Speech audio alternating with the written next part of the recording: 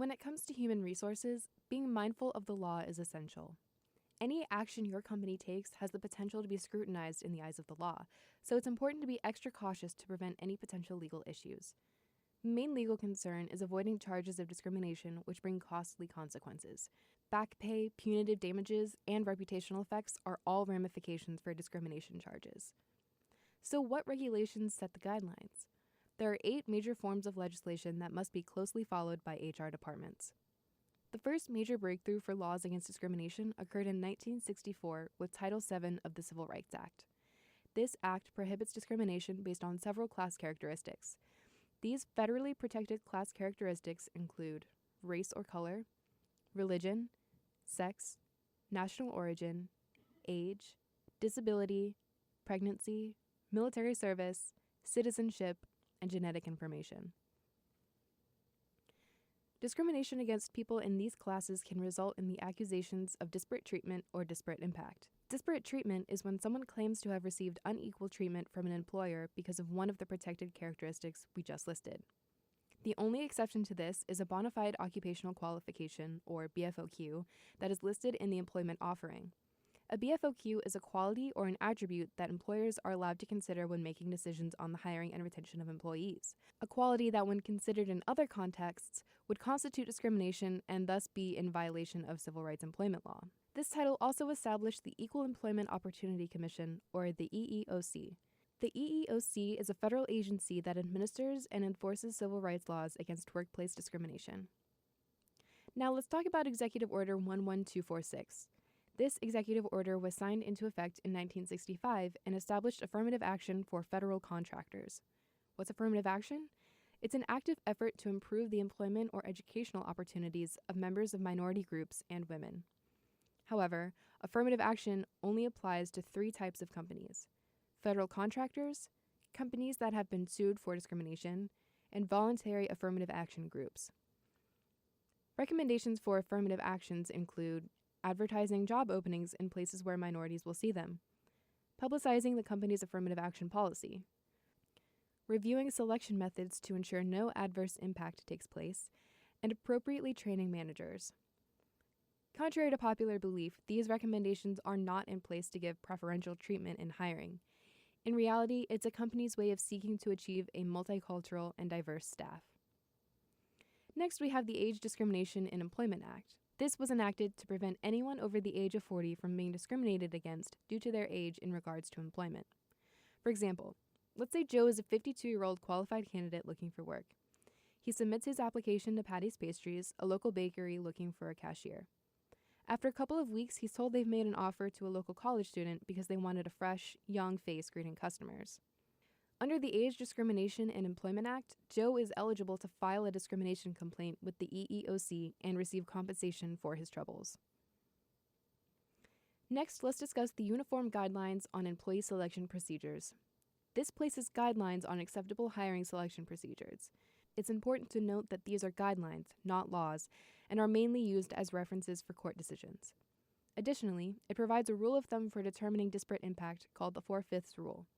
To determine whether a selection procedure violates this rule, the group with the highest selection rate is compared to the selection rate of other groups.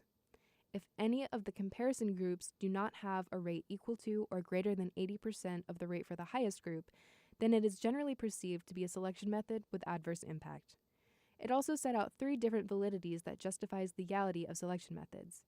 These validities are content validity, criterion validity, and construct validity. Content validity inquires if the content of the test clearly fits the purpose of the test. Criterion validity ensures that test scores correlate with desired outcomes, and construct validity questions whether or not the test accurately measures the underlying construct it claims to measure.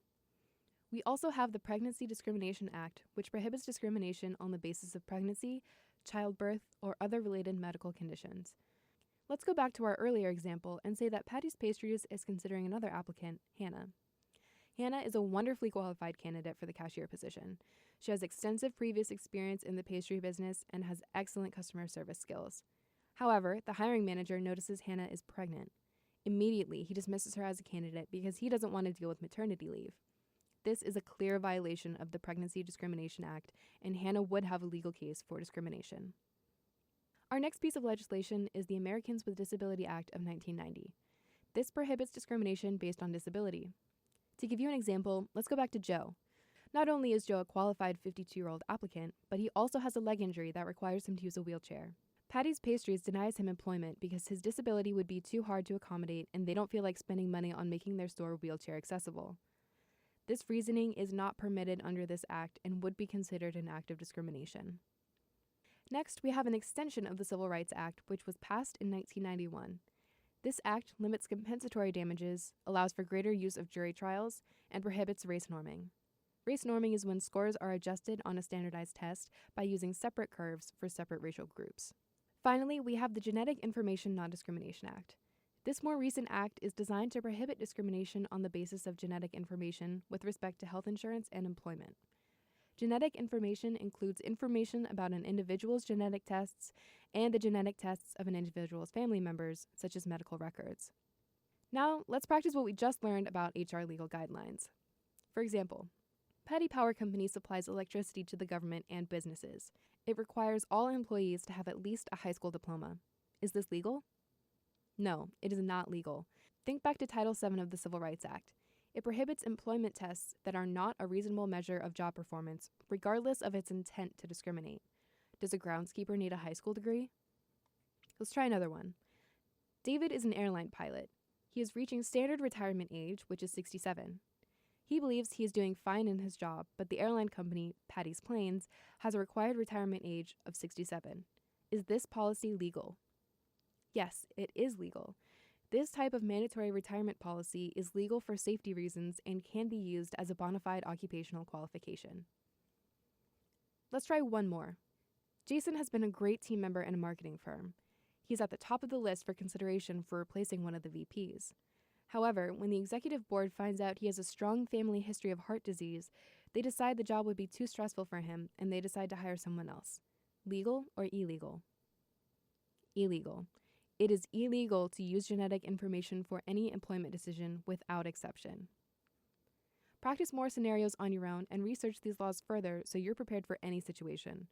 Remember to keep these in mind before making any major HR decisions.